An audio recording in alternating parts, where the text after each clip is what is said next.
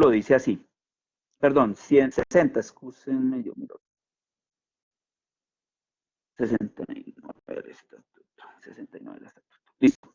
Cuando estoy en el 69 del estatuto, donde está cómo se determina el costo fiscal de las propiedades planta de equipo, mire lo que dice. Dice, artículo 69 del estatuto, 69. Determinación del costo fiscal de elementos de propiedad planta de equipo y propiedades de inversión.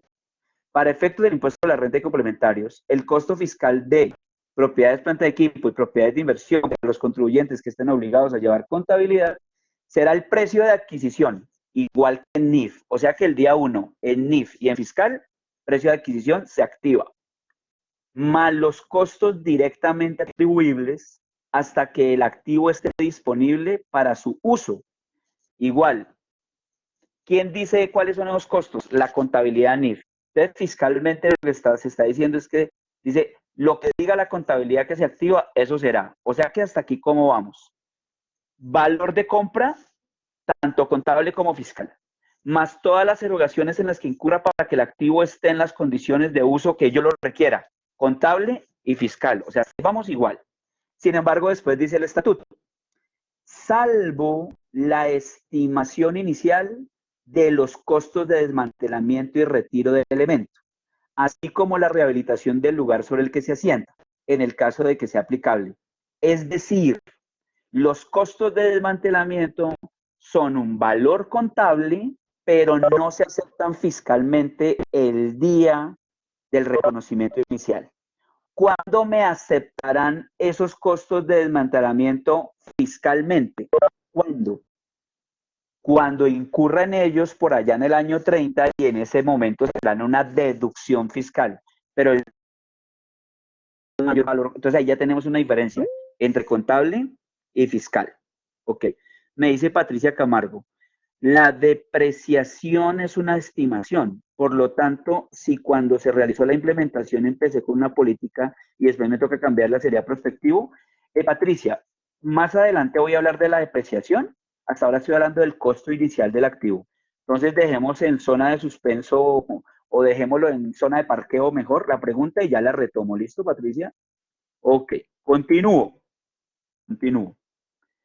Me devuelvo a mi archivo Excel, a mi ejercicio. Ok, entonces, este es mi costo el día 1. Ahora, voy a hacer el reconocimiento contable. Entonces, tengo propiedades, planta de equipo, 1.770 millones, las cuentas por pagar. Ojo, la contrapartida de los costos de desmantelamiento, es decir, de mis 1.770, de mis 170 millones, que son el valor presente de 350 millones, se llama pasivo estimado por desmantelamiento. O sea, es una provisión por desmantelamiento. Y los gastos de capacitación, pues como un gasto del periodo. Y aquí vemos que Luca Pacioli está tranquilo. Muy bien. Ahora sí me voy con el tema de la depreciación.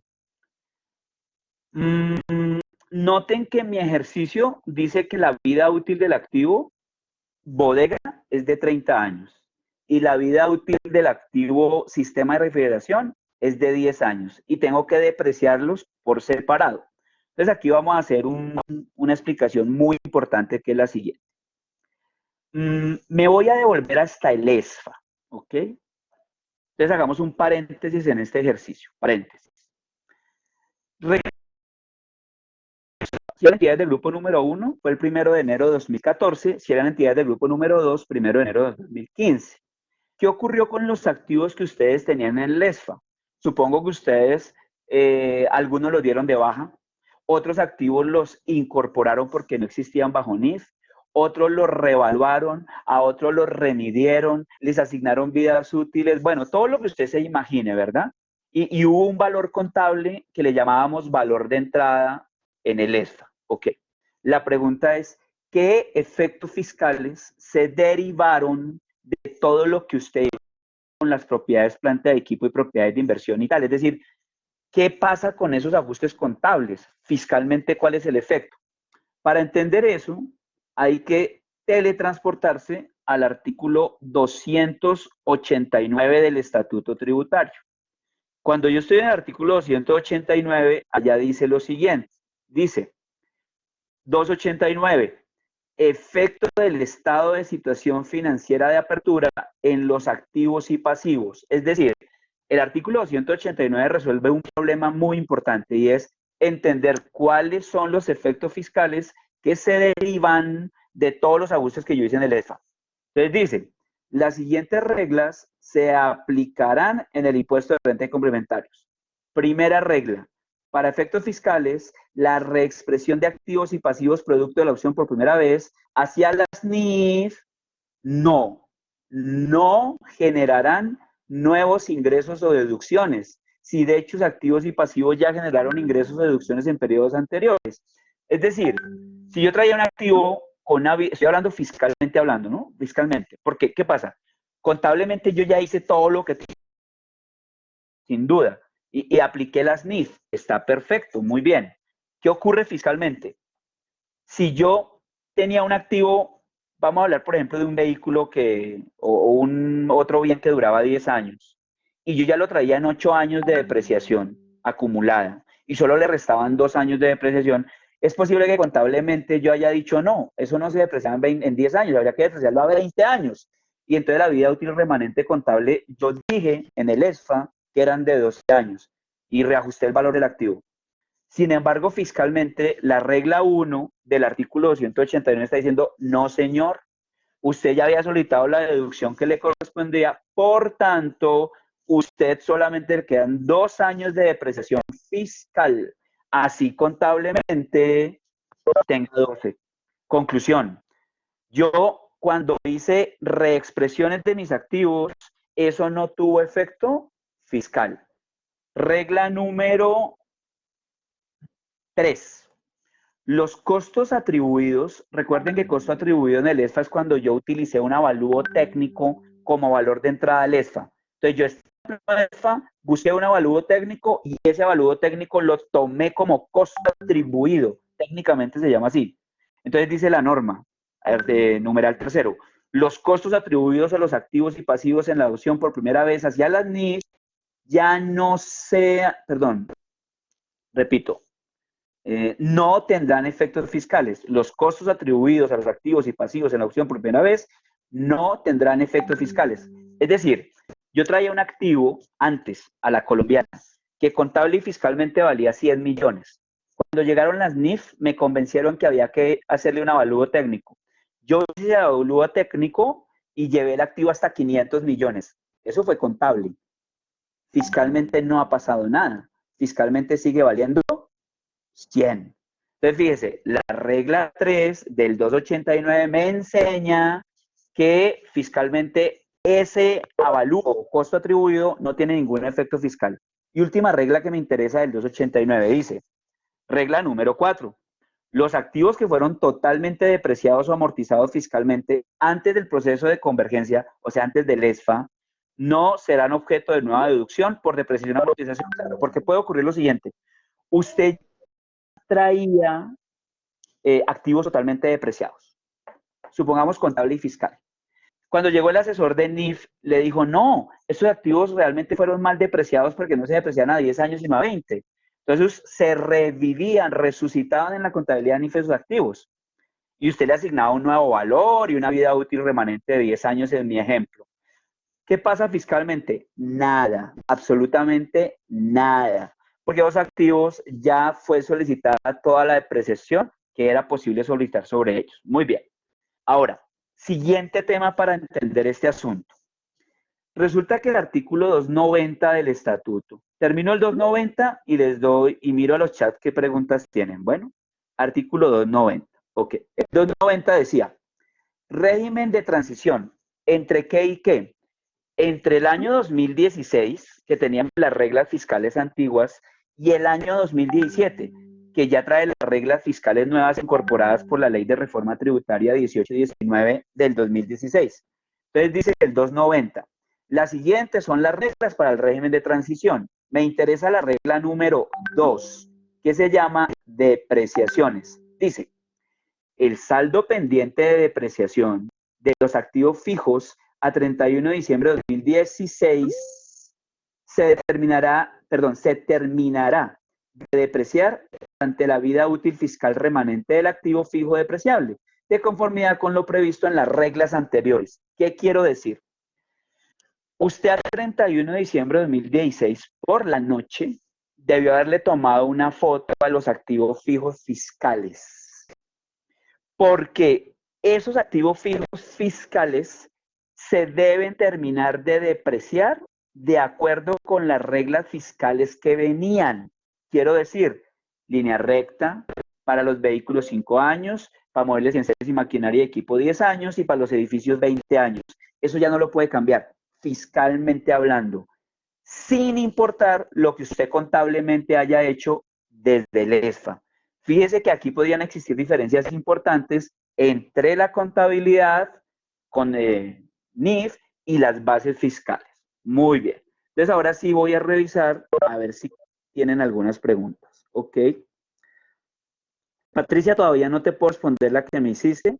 Sandra Rodríguez, si no se tuvo en cuenta el desmantelamiento por la renovación del contrato en anual o porque no se estimó, ¿cuál sería el efecto fiscal y tributario? Bueno, entonces vamos despacio.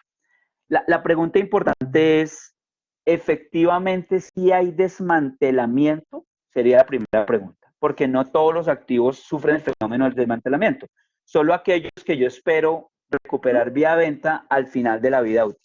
Supongamos que sí tenían desmantelamiento. Pues contablemente se exige que yo debo calcularlo. Por una razón, porque es que el algoritmo de la depreciación funciona de la siguiente manera. Valor a depreciar es igual al costo del activo menos el valor residual o de salvamento. Es decir, que el valor residual o de salvamento no se deprecia, precisamente porque se espera recuperar vía venta. Entonces, si contablemente no lo determiné, pues tengo un error contable. Si ese error contable es material, debo corregir el error contable como enseñan las NIF. Es decir, debo expresar retroactivamente mis estados financieros, imaginándome que el error nunca ocurrió y corregir el error en el año en que lo detecto. No contra el resultado del periodo, sino contra los resultados acumulados de años anteriores. Eso es de lo contable. Ahora, ¿qué pasa en lo fiscal? Como lo veremos más adelante, ahora la norma fiscal dice, por favor, tome como valor residual el que le indique la técnica contable. Es decir, si la técnica contable indicaba que había valor residual y usted fiscalmente lo ignoró también, pues puede tener un problema, porque es posible que usted haya solicitado más depreciación como deducción de a la que tenía derecho, porque depreció el 100% del activo. Y no tuvo en cuenta que había un valor residual o de salvamento que no se tenía que depreciar. Conclusión, podría tener un riesgo tributario en esa eventualidad. Okay. Continúo. Y Velázquez. La provisión que se hace por desmantelamiento queda estática año a año. La norma legal hace ajustes. Ok. Y Velázquez. En mi ejercicio enseguida vamos a ver qué pasa con esa provisión que arrancó en 170 millones de pesos en el pasivo, pero que si mi proyección se cumple, debería terminar en 350 millones al final de los 30 años. Buena pregunta, ya enseguida la retomo. Ok, entonces fíjense, ¿qué voy a hacer a 31 de diciembre de 2019 en mi ejercicio? Voy a reconocer la depreciación de 6 meses. ¿Por qué 6 meses? Mi activo empezó a funcionar un 1 de julio de 2019 y yo voy a llegar al 31 de diciembre de ese 2019. Entonces, mire, separo los componentes. Aquí está el valor de la bodega, incluidos sus costos de desmantelamiento, y aparte tengo el valor del sistema de refrigeración. La bodega voy a decir que dura 360 meses, quiero decir 30 años, mientras que el sistema de refrigeración va a durar 10 años, es decir, 120 meses. Entonces, fíjense, el valor por mes de depreciación del edificio, de la bodega, es de 4 millones, multiplicado por 6 meses, tengo una depreciación acumulada por los primeros 6 meses de 26 millones. Mientras que la depreciación del sistema de refrigeración es de 1.666.000 por 6 meses, 10 millones. Hago el reconocimiento contable. 36 millones al gasto o al costo, como ustedes lo determinen, depreciación de la bodega y depreciación del sistema de refrigeración. de forma separada. Ok. Voy a resolver la pregunta que me hizo I. Velázquez. Entonces aquí lo tengo previsto. Actualización del pasivo por desmantelamiento. Quiero que no pierdan de vista lo siguiente. ¿Cuánto vale desmantelar dentro de 30 años? Vale 350 millones según mi estimación. ¿Yo qué hice? Con una tasa de descuento traje a valor presente. Es decir, que mis costos de desmantelamiento de valor presente valen 170 millones. Por el débito, lo que hice fue aumentárselos al valor del activo, bodega. Por el crédito, reconocí un pasivo, es decir, una provisión para desmantelamiento. ¿Mm? Ahora, ¿qué debo hacer mes a mes o año tras año, como usted lo quiera? Yo lo hago aquí mes a mes en mi ejercicio. Debo recomponer el valor nominal de los costos de desmantelamiento.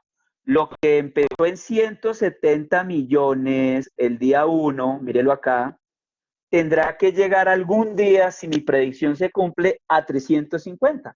¿Cómo hago? Poco a poco voy actualizando el valor de la provisión. Mire, yo aquí tengo la fórmula financiera, entonces yo con la misma tasa de descuento que utilicé, con esa misma tasa proyecto, para decir que cada mes esto es lo que se actualizaría los costos de desmantelamiento. Es decir, que por los primeros 6 meses, a 31 de julio de 2019, yo ya actualicé 2.056.000. Es decir, lo que empezó valiendo 170 millones de desmantelamiento, al final del 2019 ya vale 172 millones. Fíjese que progresivamente nos vamos acercando a 350 millones, que fue mi estimación inicial. ¿Cómo es el débito o crédito de esa actualización? Obviamente crédito, mayor valor del pasivo por desmantelamiento, y débito, la norma dice que se llama costos por préstamos. Actualización de provisión por desmantelamiento. O sea, voy devengando, por llamarlo de alguna manera, el costo de desmantelamiento. Ok, veo que por acá tienen preguntas.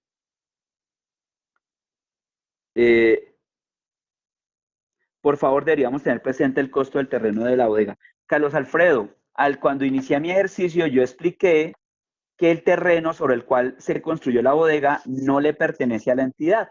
Ese terreno es del municipio donde la entidad está sentada. Entonces ese terreno fue entregado en comodato a la entidad. Luego ese terreno le pertenece a la entidad pública y no va a estar registrado en la contabilidad privada de esta entidad. Juan Carlos Roldán, ¿cómo determinó esa tasa de descuento? Lo hice arbitrariamente, Juan Carlos, pero lo normal es lo siguiente. Una tasa de descuento es libre de riesgo. Usted podría utilizar, por ejemplo, la tasa de los TES en Colombia. Entonces, en Banco de la República están listados cuánto valen los TES a 5 años, 10 años, 20 años. Esa sería una buena tasa para utilizar. Yo determiné 2,42 de manera arbitraria. Ok. Falu, cuando dice costos, ¿es que contablemente se lleva al gasto? Ok, Falu. La siguiente explicación. En NIF, los elementos de los estados financieros son activo, pasivo, patrimonio, ingresos y gastos. Fíjense que como elemento de los estados financieros no existen los costos. Ahora bien, todos sabemos que los costos sí existen, por supuesto. Para NIF, ¿qué son los costos? Son una subcategoría dentro de los gastos. O sea que es como si fuera un tipo de gasto. Entonces nosotros tenemos, cuando presentamos el estado financiero de resultados, tenemos gastos de administración, gastos de venta, gastos financieros, y tenemos como una categoría adicional los costos. Por eso yo indistintamente hablo de costos o gastos. Ok. Y Velázquez, ese costo por préstamos que se registra por el ajuste año a año, por el ajuste a la provisión de desmantelamiento, en grupo de gastos se puede llevar, afecta el EBITDA. Bueno, si lo quiere entender de esta manera, Iván, o I. Velázquez, no sé el nombre, es un costo financiero. Digamos que las NIF lo entienden como un costo financiero porque no es otra cosa que la actualización del valor nominal del descuento que usted hizo el día 1. Entonces puede clasificarlo como un costo financiero. Y realmente es la recomposición del valor nominal. O sea, es un efecto financiero básicamente. Ok. Continúo. Fíjense que yo estoy en 31 de diciembre de 2019. Yo ya, el 1 de julio de 2019 reconocí el costo inicial, ya hice una depreciación por 6 meses, ya actualicé 6 meses la provisión por desmantelamiento. ¿Qué voy a hacer enseguida? Voy a utilizar el modelo de revaluación. Esta entidad decide no seguir midiendo al costo, sino medir al modelo de revaluación. Para ello contrató un avalúo técnico a 31 de diciembre de 2019. El avalúo técnico vale 1.900 millones de pesos. Eso es lo que el evaluador le certificó. Entonces, ¿yo qué hago en mi ejercicio? Solo la bodega, el sistema de refrigeración no, porque sobre eso es que se hizo el valor de la revaluación. Entonces dice, valor en libros, costo inicial 1.570 millones, menos depreciación acumulada de 6 meses, 26 millones, valor en libros a 31 de diciembre de 2019, 1.544 millones.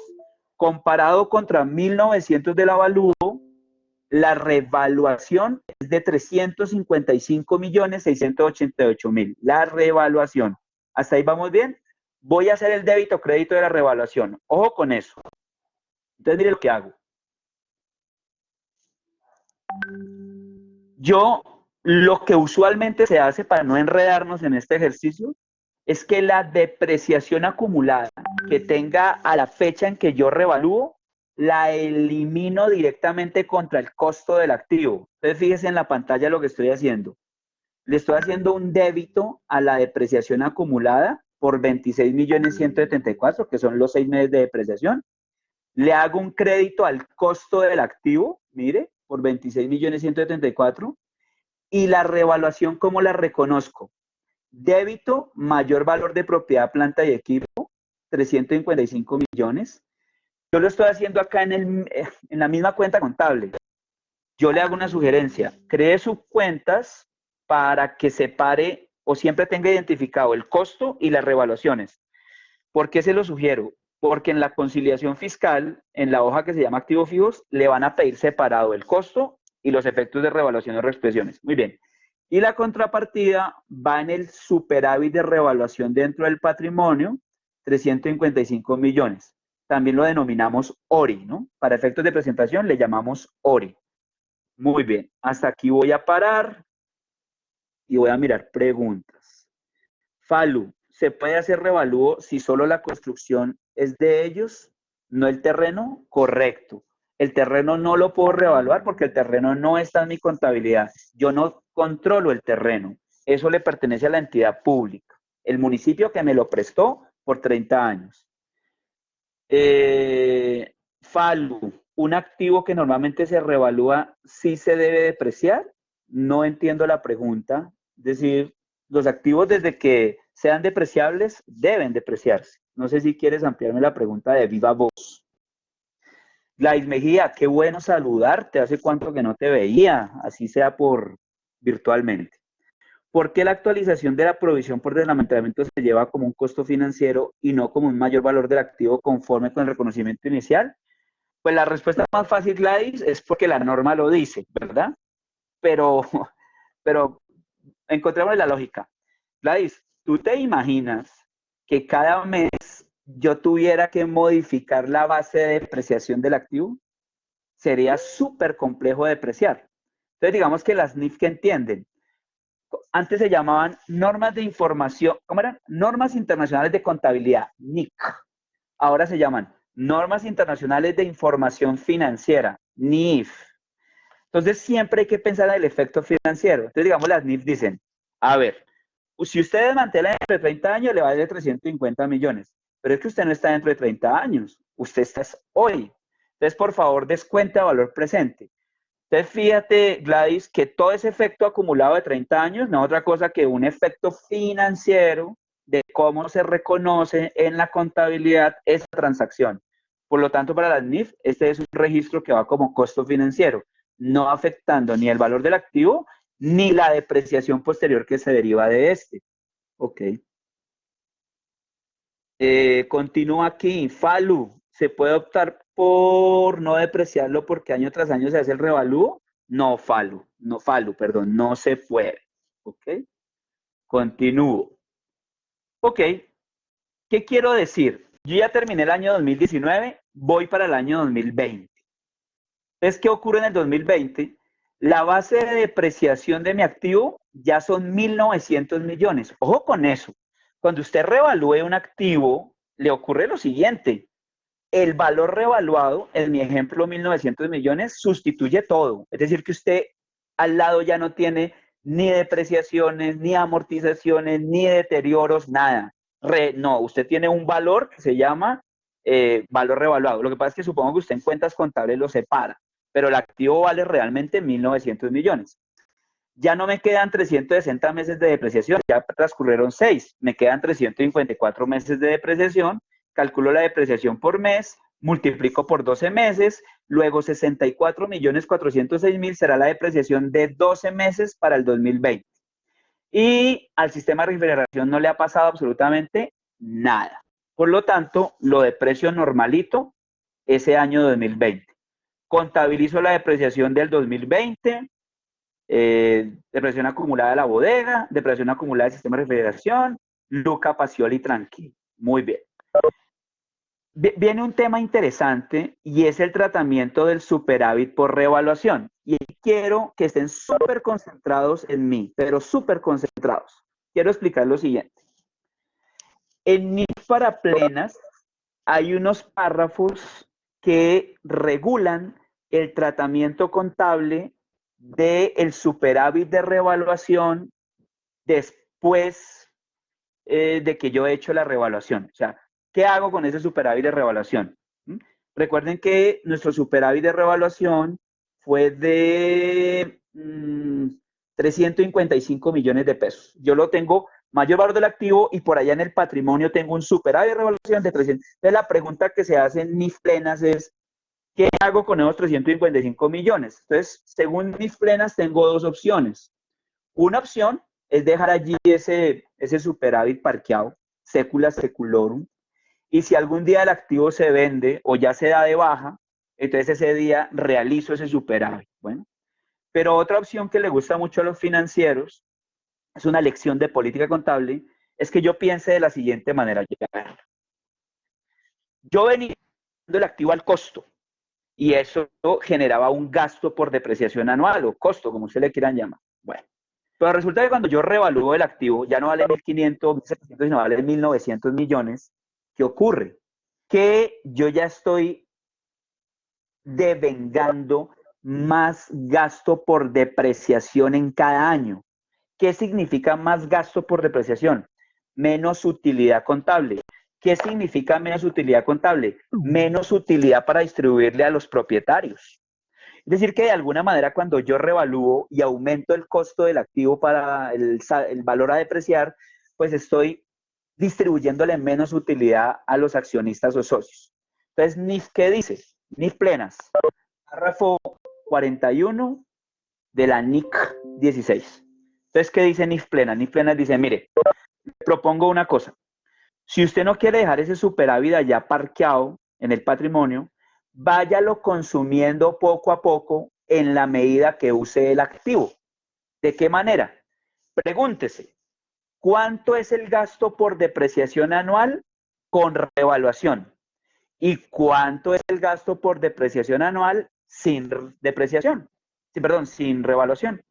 Esa diferencia es la que le permito cada año consumir del superávit para que usted la vaya trasladando a ganancias retenidas o resultados de ejercicios anteriores, para que usted le vaya liberando utilidad a sus accionistas o socios.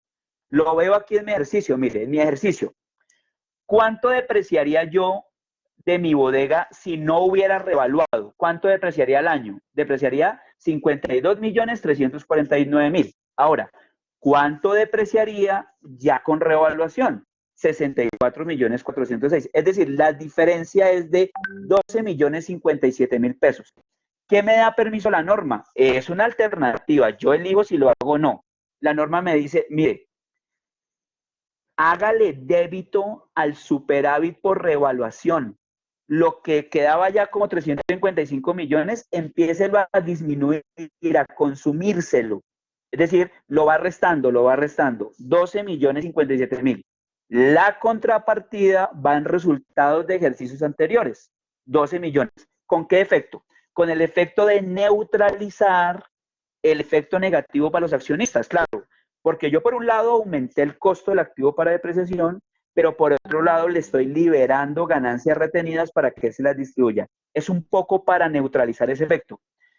Es recomendable, ¿por qué? Porque yo en la medida que uso el activo, en esa medida me voy consumiendo el superávit. Esto lo hago para el año 2020. Ok. ¿Qué tengo que hacer también en el 2020? Actualizar el pasivo por desmantelamiento. Entonces, lo mismo que hice para 6 meses en 2019, lo hago para 12 meses en el 2020. Entonces, fíjese, lo que empezó por allá en 170 millones, que era una presión por desmantelamiento, a los 6 meses se volvió 172 millones. Y pasado ya año y medio, incluido el 2020, ya va en, escúcheme, ya va en 176 millones. Fíjese que poco a poco que me voy acercando a los 350 millones originales. Muy bien. ¿Problemas hasta ahí? ¿No? Continúo. Ok, continúo.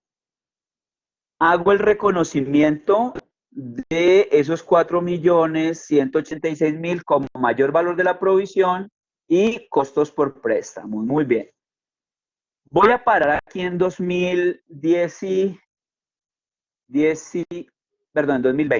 Paro en 2020. Voy a mirar si tengo preguntas y hacer una explicación adicional. Ok. Anderson. Una sociedad tiene un bien que aplicó método de revaluación en la adopción. Entonces ahí quiero hacer una aclaración a Anderson. Anderson, si usted en el ESFA, es decir, en la adopción por primera vez, utilizó un avalúo técnico, eso técnicamente no se llama modelo de revaluación. El modelo de revaluación solo es para la medición posterior. Lo que usted hizo en su ESFA fue utilizar una exención que se llama costo atribuido. Técnicamente fue lo que usted hizo. Bueno, entonces va a leerlo como debió haberse redactado la pregunta. Segundo, Anderson, una sociedad tiene un bien al cual utilizó la exención llamada costo atribuido vía avalúo técnico. Listo. El bien está arrendado, propiedad de inversión. Presumo que usted será arrendador, pero por el costo del avalúo no se volvió a realizar.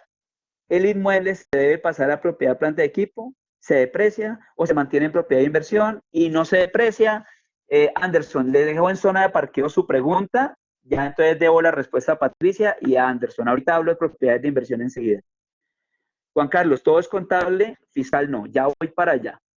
Falu, ¿eso no sería descapitalizar la empresa porque no se está repartiendo algo que no se ha realizado?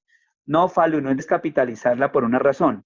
Yo cuando llevé mayor valor del activo, estoy castigando a los accionistas y estoy dejando caja atrapada, distribuyéndoles menos utilidad. Cuando opto por esta alternativa, estoy liberando esa caja atrapada. Y Velázquez, si se decide hacer el registro, ¿cómo será el registro cuando el activo que fue reevaluado y ahora se da de baja? No entiendo muy bien la pregunta, pero al final del ejercicio vamos a ver qué ocurre cuando se da de baja el activo. Bueno, Ferney, ¿se debe traer a valor presente el valor estimado de salvamento? No, el valor residual, no. Ok, pero es que en mi ejercicio no hay valor residual, pero el valor residual no se descuenta valor presente. Ok. Bueno, entonces voy a parar aquí para lo siguiente. Quiero que por favor vayamos al artículo 128 del Estatuto Tributario. 128 del Estatuto Tributario. Entonces dice, deducción por depreciación. Para efectos del impuesto sobre la renta y complementarios, los obligados a llevar contabilidad podrán deducir cantidades razonables por la depreciación causada por desgaste de bienes usados en negocios o actividades productoras de renta, equivalentes a la alícuota o suma necesaria para amortizar la diferencia entre costo fiscal y valor residual de la vida útil de dichos bienes, siempre que estos hayan prestado servicio dentro del año grabable. Entonces, primer tema, para poder depreciar, mis activos tuvieron que generar renta en el periodo, haber contribuido. Entonces viene una diferencia importante con NIF. En NIF yo deprecio un activo a partir del momento en que esté disponible para su uso, como yo lo requiero, úsese o no se use, coma, siempre y cuando el método de depreciación sea línea recta. Bueno, entonces, ¿qué puede pasar fiscalmente? Que hay un activo que yo no usé durante el periodo, durante un lapso del periodo, por ejemplo, lo tuve en mantenimiento 3 meses. Contablemente lo sigo depreciando, pero fiscalmente no me van a aceptar esa deducción por depreciación precisamente porque el activo estuvo sin generar renta. Ok. Ahora sí me voy para el 137 para explicar algo importante. Limitación a la deducción por depreciación. Este artículo tiene que ver con la vida útil. Entonces aquí voy a explicar un poco la pregunta que me había formulado Patricia hace un rato. ¿Qué ocurre contablemente? Yo contablemente defino técnicamente cuánto duran mis activos, cuál es la vida útil del activo. Eso lo hago técnicamente, no arbitrariamente.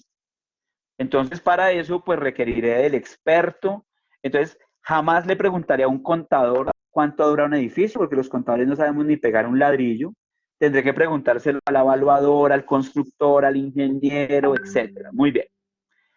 Estoy en una clínica, pues jamás le preguntaré a un contador cuánto dura un escáner de alta tecnología.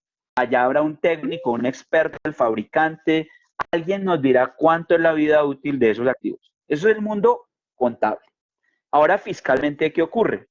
Dice el artículo 137 y sean cuidadosos con él por lo siguiente. Dice, limitación a deducción por depreciación.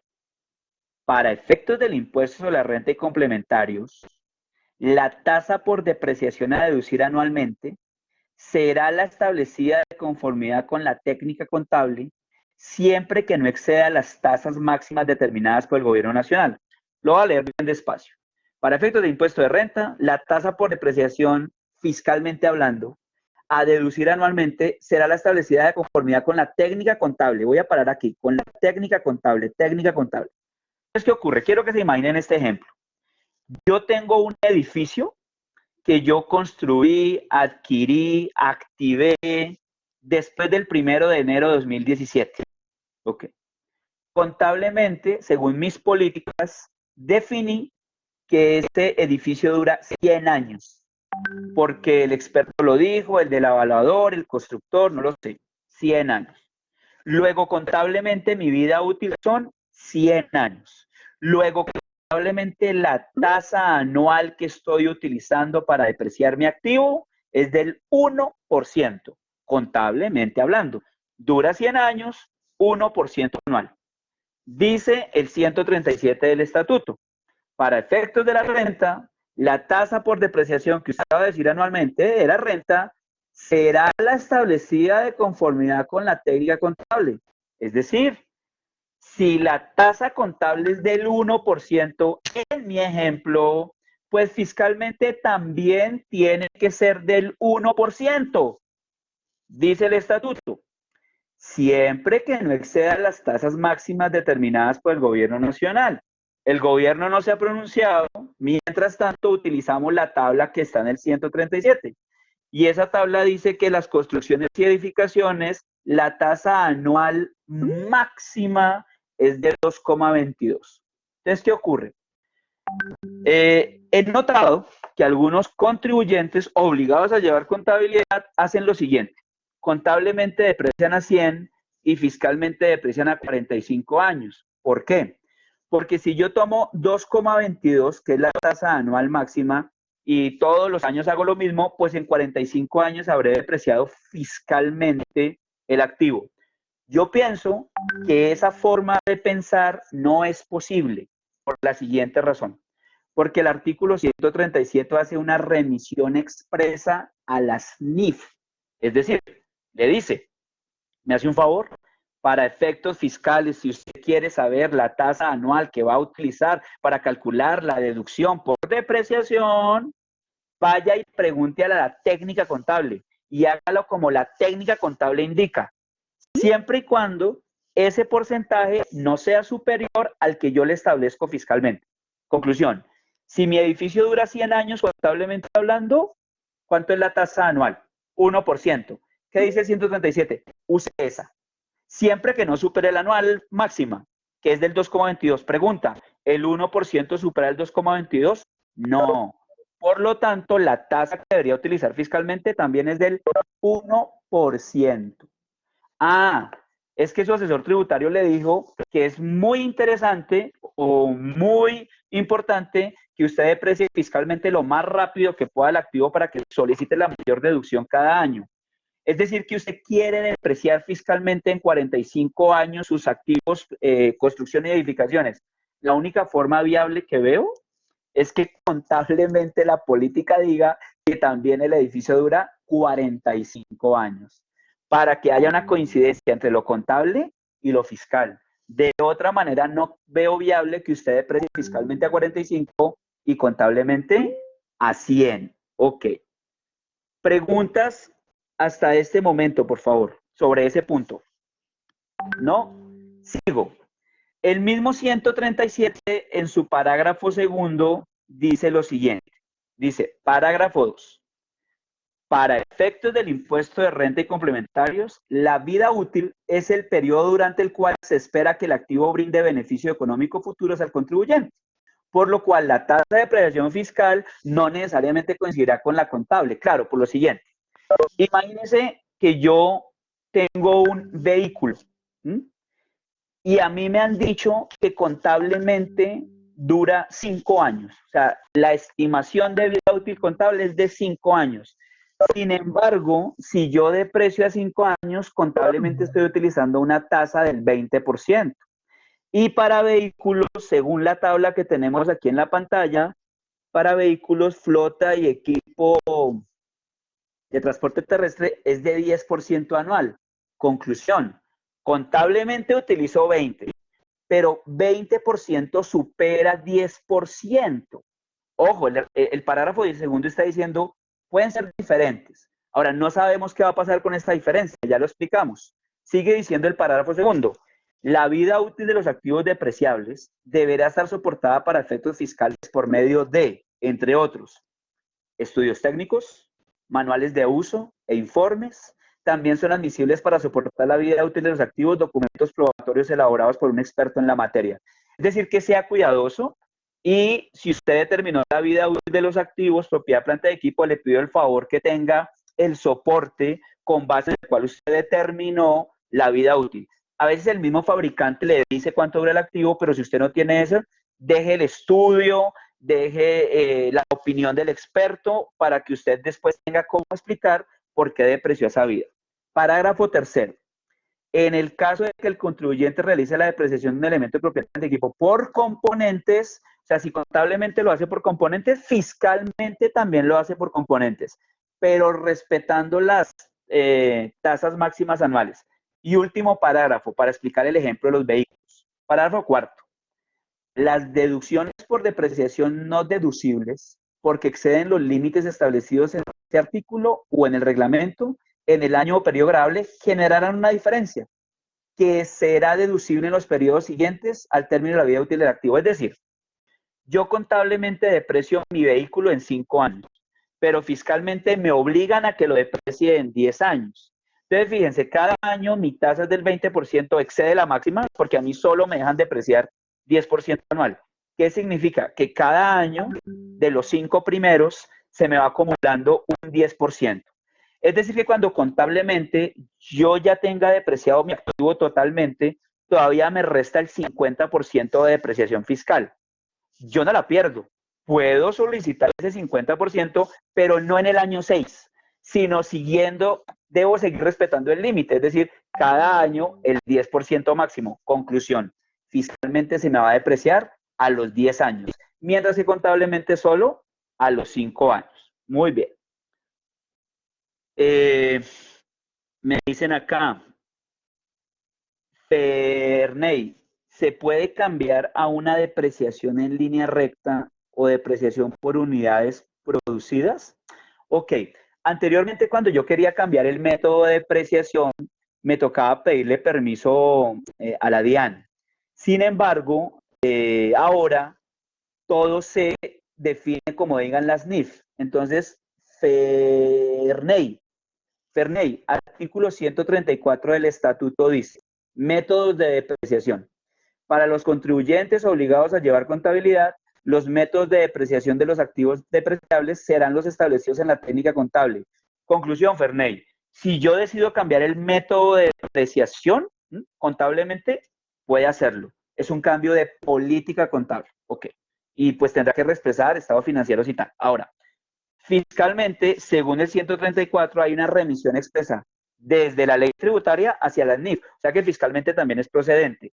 Solo le dejo ahí un asterisco y es, si el activo fijo fue adquirido antes del 1 de enero de 2017, no es posible el 134 del estatuto, porque el artículo 290 del estatuto, regla 2, dice, los activos fijos que ya existían a 31 de diciembre de 2019, perdón, 16, deben terminarse de depreciar con las reglas fiscales que venían. En ese caso, recuerda que nos tocaba pedirle permiso a la DIAN para el cambio de método y toda esa cosa. Muy bien. Continúo. Alberto Martínez. Sucede que si ese edificio es de 40 años contable, fiscalmente sí debe ser a 45, correcto. Fíjense que en mi ejemplo la bodega está a 30 años. Fiscalmente no la puedo depreciar a 30 años. Fiscalmente la tengo que depreciar a los 45 que establece el estatuto. Es decir, yo no puedo superar el límite máximo de 2,22 para edificios y construcciones. Y así para el resto de activos. Francisco Bermúdez. Cuando se registró el modelo de revaluación, ¿no se debió reconocer impuesto diferido? Sí, Francisco, yo en mi ejercicio he obviado la contabilidad del impuesto diferido para no enredar el asunto, pero tiene toda la razón. El día que yo revalué, fiscalmente no ha pasado nada. Voy a explicarlo mejor. Voy a ir al artículo 21, raya 1 del Estatuto Tributario. Me imagino que están apuntando todos los artículos que yo señalo. El 21 raya 1, en mi criterio, es la piedra angular que me ayuda a entender cómo es que ahora interactúan NIF e impuestos. Otra vez, el 21 raya 1 del estatuto, en mi criterio, es la piedra angular que me ayuda a entender cómo es que ahora interactúan NIF e impuestos. Dice el 21 raya 1, marco técnico normativo contable. Para la determinación del impuesto de renta y complementarios en el valor fiscal de los activos, pasivos, patrimonio, ingresos, gastos y gastos, dice aplique las NIF, aplique las NIF cuando la ley tributaria remite expresamente a ellas y en los casos que están regulados la materia. Es decir, cuando yo hago mi declaración de renta, yo utilizo el estatuto tributario sin duda. Solo que el estatuto tributario trae muchos temas que no regula directamente, sino que me remite a las NIF. O sea que en muchos casos tendré que remitirme a las NIF. Sin embargo, el parágrafo sexto de ese 21 raya 1 dice así, atención, para efectos fiscales, o sea, para el impuesto de renta, las mediciones que se efectúen a valor presente o valor razonable, por ejemplo, avalúos técnicos, de conformidad con los nuevos marcos normativos contables, deberán reconocerse al costo, precio de adquisición o valor nominal. Es decir, que para efectos fiscales no se tiene en cuenta las revaluaciones. ¿Cuándo tendrá efecto fiscal una revaluación? Eventualmente cuando se venda, pero por ahora no. Conclusión, cuando yo revalúo, mi activo contable adquiere un mayor valor, pero fiscalmente no se modifica el costo fiscal. Por eso se me genera una diferencia. Si yo vendiera ese activo en un futuro, o lo hiciera, no lo sé, recuperaría esa diferencia y ese día tendría que pagar impuesto de renta. Por lo tanto, la NIF dice, contabilíceme un pasivo por impuesto diferido el día que haga la revaluación. Yo lo obvié para no hacer más complicado el ejercicio. Ok. Continúo. Preguntas hasta este punto, por favor. Bueno, sigo. Me voy para el artículo 69 del estatuto, 69 del estatuto. Entonces, yo había dicho en el 69 del estatuto, el costo inicial de las propiedades planta de equipo y propiedades de inversión. ¿Hasta ahí estamos claros? Ok. Dice el inciso 2 de este artículo, en las mediciones posteriores de estos activos, es decir, después del día 1, después de que activé el bien, en las mediciones posteriores de las propiedades planta de equipo, en estos activos se mantendrá el costo determinado en el inciso anterior. Es decir, que en la medición posterior fiscalmente no hay efecto por la revaluación. A ver, lo explico de otra manera. Aquí está el formulario de la conciliación fiscal. Esta es la hoja que se llama activos fijos. Cuando estoy en la hoja que llama activos fijos, voy a ponerlo grande, él me dice, mire, tratándose de propiedad, planta y equipo, le pido un favor. Dígame para terrenos, edificios, maquinaria y tal, dígame el saldo al inicio del periodo. Si estamos haciendo la conciliación fiscal del 2019, entonces el saldo al 1 de enero del 2019, que debe corresponder al 31 de diciembre del 2018. Dígame el saldo inicial del costo, pero sepáreme los ajustes por revaluaciones o reexpresiones. Por eso, si ustedes del ESFA hizo un avalúo técnico para utilizarlo como costo atribuido, o después del ESFA, como en mi ejemplo, utilizó modelo de revaluación, la conciliación fiscal le dice, venga, no, sepáreme el costo, que es lo que llamaríamos el costo original, y aparte dígame las revaluaciones o reexpresiones que usted hizo, sabiendo que todo hace parte como del mismo costo NIF. Ok. ¿Por qué razón? Porque más adelante la conciliación le dice, y le pido un favor, también sepáreme la depreciación acumulada del costo y de los ajustes por revaluación de reexpresión. O sea que yo desde el día 1 tengo separado costo y revaluación.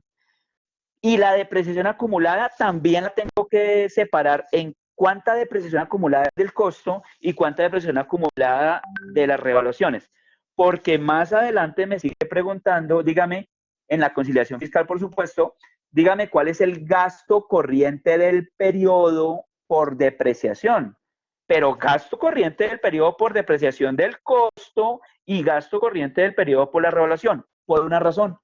Fiscalmente usted no podría solicitar deducción por la parte que corresponde a la depreciación de la revaluación, porque el artículo 21-1, parágrafo sexto, y el artículo 69, inciso segundo, advierten que las revaluaciones no tienen efecto fiscal. ¿Vamos bien? Ok. Ahora, no pueden confundirlo con lo siguiente. Resulta que para efectos fiscales existe, por ejemplo, el artículo 70. Y entonces el artículo 70 del estatuto dice así. Dice, ajuste al costo de los activos fijos. Los contribuyentes podrán ajustar, no deberán, podrán ajustar anualmente el costo de los bienes muebles e inmuebles que tengan carácter de activo fijo en el porcentaje señalado en el 868, que es el mismo de la VT. Entonces el tema es, no contablemente, fiscalmente me dan permiso que yo tome mis activos fijos y anualmente les haga un reajuste fiscal.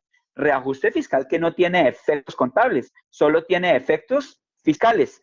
Por eso en el formulario de la conciliación fiscal, cuando me paso al mundo fiscal, él me pregunta, dígame el saldo inicial del 2019, pero después dígame qué incrementos tuvo ese costo fiscal.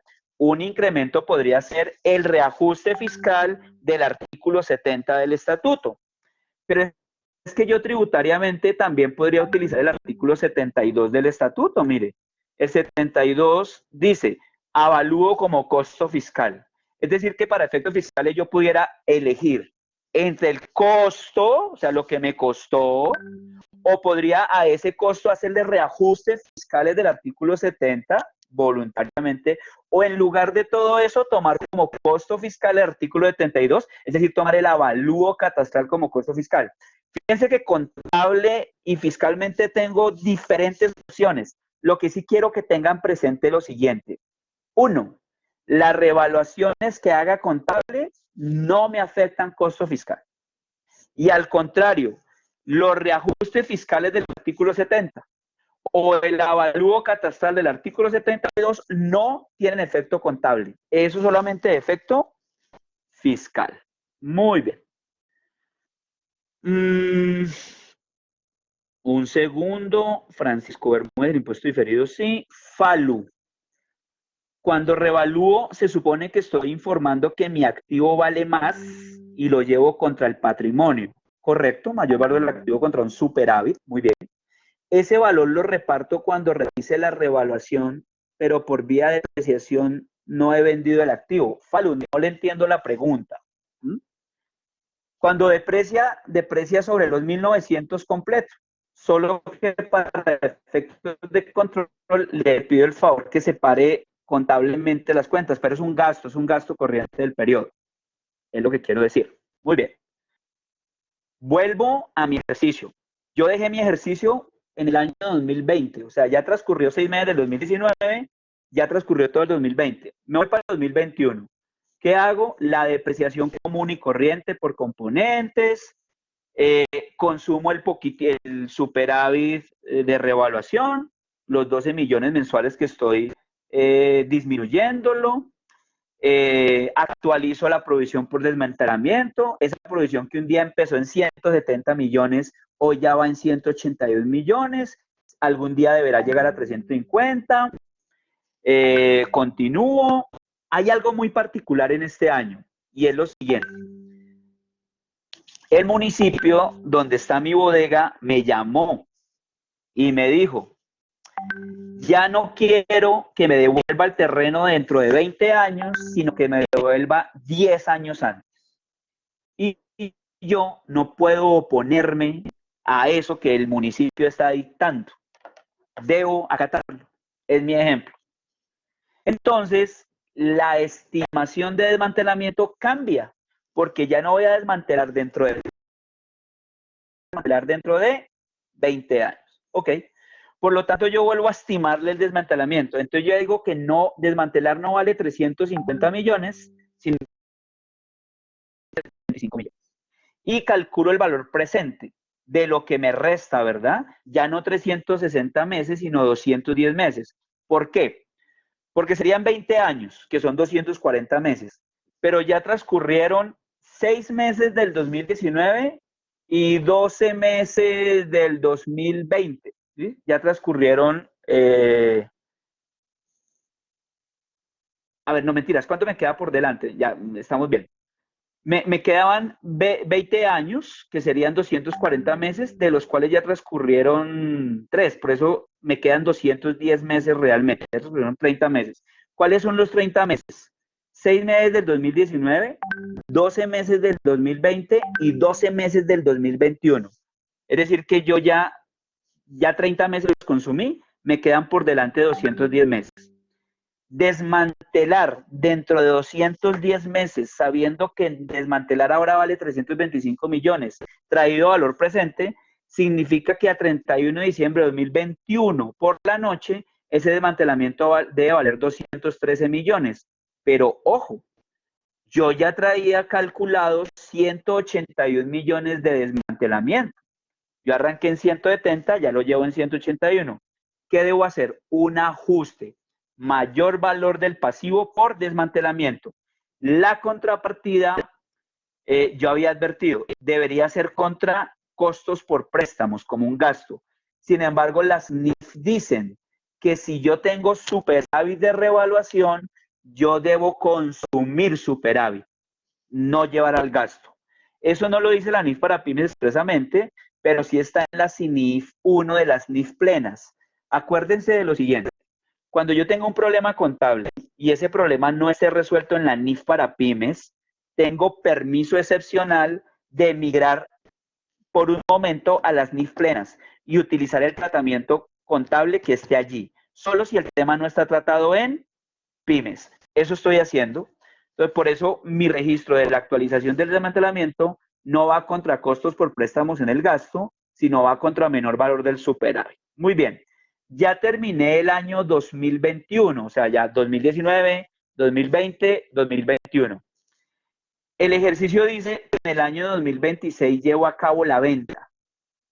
Ok. Entonces, ¿yo qué hago para llevar hasta el 2026? Me falta hacer la contabilidad de 2022, 23, 24, 25 y 26. Esos 5 años se comportan de la misma manera, o sea, es la repetición. Entonces, yo básicamente lo que hago en mi ejercicio es, digo cuánto vale la depreciación de un solo año, y esa depreciación de un solo año, que en mi ejercicio vale 101 millones, la multiplico por 5 años, porque voy a depreciar 2022, 23, 24, 25 y 26. Luego, la depreciación de 5 años vale 506 millones. Luego, valor en libros al final del 2026 es de 1.265 millones. ¿Qué dice el ejercicio? Ah, bueno, acuérdense que todo esto era la bodega, pero no puedo perder de vista que hay un sistema de refrigeración. Todavía me queda ya un saldito por depreciar del sistema de refrigeración de 50 millones. Quiero que se concentren en lo siguiente. Si yo al final de toda esta historia, en el año 2026, decido vender la bodega, ¿qué ocurre con los costos de desmantelamiento? Pues yo ya no tendré que incurrir en ellos, porque realmente ¿a quién se le traslada la obligación de desmantelar? A quien me compre la bodega. Luego, como yo no tengo costos de desmantelamiento porque yo vendí la bodega, yo debo revertir esa provisión de costos de desmantelamiento. ¿A quién se le traslada la obligación? Al nuevo comprador. El que compra sabe lo que está comprando. O sea que él sabe que cuando compró va a incurrir en costos de desmantelamiento. Conclusión, al final de toda esta historia, escúcheme, yo llego hasta el último registro contable, esta ya es la venta. Entonces, por un lado, yo sé que recibí un dinero en efectivo, el 70% de la transacción. Sé que tengo una cuenta por cobrar, pero traída a valor presente porque hay una financiación implícita de 3 años. Sé que tuve unos gastos para poder vender la bodega, pinté la bodega, le hice algunos arreglos. Doy de baja el valor en libros de la bodega y el sistema de refrigeración. Reverso la provisión por desmantelamiento, ya yo no soy quien va a desmantelar. Reverso los costos por préstamos que tenía por allá de vengados del último año. Reverso el ORI que me quedara, porque si ya no existe el activo, ya no debe haber ORI asociado o superávit, en otras palabras, y la diferencia es una utilidad en venta de propiedades, planta y equipo. Muy bien. Bueno, hasta aquí todo lo contable de propiedades, planta y equipo. Preguntas hasta este punto, porque enseguida voy a explicar propiedad de inversión y les doy vía libre para que me pregunten todo lo que quieran preguntar. Entonces, preguntas hasta este punto, por favor.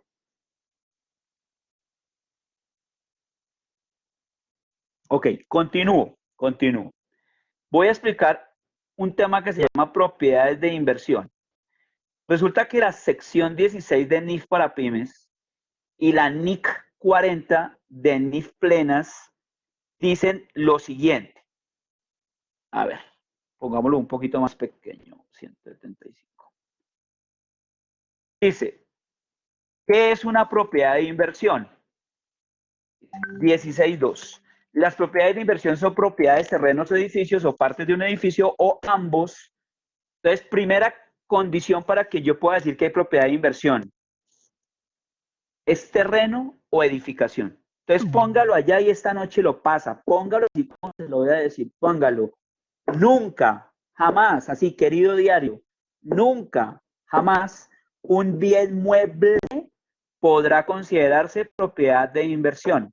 Los únicos activos que tienen vocación para ser propiedades de inversión son los terrenos y las edificaciones, no más. Bueno, sigue diciendo el párrafo 16.2, que se mantienen por el dueño o el arrendatario bajo un arrendamiento financiero. Entonces, ¿quién contabiliza propiedades de inversión? ¿El dueño o el arrendatario financiero? ¿Qué quiero decir? Yo puedo ir a una compañía de leasing y tomar en arrendamiento financiero una bodega. Fíjense que yo en ese caso, en el fondo, me estoy comprando una bodega financiada. Y yo me llamo arrendatario financiero. ¿Sí? Pero puede ocurrir que esa bodega yo no la quiera para usarla, sino que a su vez yo la quiera entregar en arriendo a un arrendatario. En ese caso yo tengo doble papel. Por un lado soy arrendatario financiero y por el otro lado soy arrendador operativo. Entonces lo que está diciendo el párrafo 16.2 es que los únicos que tienen en su contabilidad propiedades de inversión son los dueños o los arrendatarios financieros cuando fungen como arrendadores. Muy bien. ¿Para qué se tienen esos activos? Para obtener rentas, quiero decir, ingresos de arrendamientos o plusvalías. ¿Qué quiero decir con plusvalías? Engorde, apréndaselo así, engorde. Que el activo aprecie su valor con el simple paso del tiempo. Muy bien. Y en todo caso, esos activos no los tengo ni para uso en la producción o suministro de bienes o fines administrativos, porque si no serían propiedades planta de equipo, y tampoco los tengo para su venta en el curso ordinario de los negocios, porque si no serían inventarios, obviamente de terrenos o de inmuebles. ¿Hasta ahí estamos bien? Ok. ¿Qué pasa con las propiedades de inversión? Según norma internacional, se pueden medir o al costo o al valor razonable. Dice el 16.7. Las propiedades de inversión cuyo valor razonable se puede medir de manera fiable, sin costo o esfuerzo desproporcionado, se medirán al valor razonable en cada fecha sobre la que se informa. Conclusión, las propiedades de inversión deberían medirse al valor razonable, siempre y cuando esto no suponga para mí un costo o esfuerzo desproporcionado. Ahora, si para mí significa un costo o esfuerzo desproporcionado, pues yo las mido al costo y fin de la historia. Si las mido al costo, propiedades de inversión, las deprecio y adicionalmente no las revalúo. Contrario censo, si las mido al valor razonable, no las deprecio y cada año debo garantizar el valor razonable. Esto en lo contable. Ahora quiero ir un momentico a lo fiscal. En el artículo 69 del estatuto, 6.9 del estatuto, el parágrafo primero dice así, parágrafo 1. Las propiedades de inversión que se midan contablemente bajo el modelo de valor razonable, para efectos fiscales se medirán al costo. Entonces lo explico de la siguiente manera. Si usted contablemente mide al costo, contablemente deprecia y no revalúa. Fiscalmente igual, deprecia y no revalúa. Si contablemente mide la propiedad de inversión al valor razonable, no deprecia y cada año tiene que garantizar valor razonable. ¿Qué pasa fiscalmente? Las propiedades de inversión que se midan bajo el modelo valor razonable para efectos fiscales se deben medir al costo y por lo tanto se deben depreciar. Obviamente si han producido renta dentro de este año gravable en particular, ¿no? Lo que quiero decir es que para efectos fiscales no existirían lo que nosotros denominamos propiedades de inversión medidas al valor razonable. Porque, insisto, desde el parágrafo sexto del artículo 21-1, hemos insistido que el valor razonable no se acepta para efectos fiscales. Muy bien. Bueno, voy a mirar las preguntas que me han formulado por acá.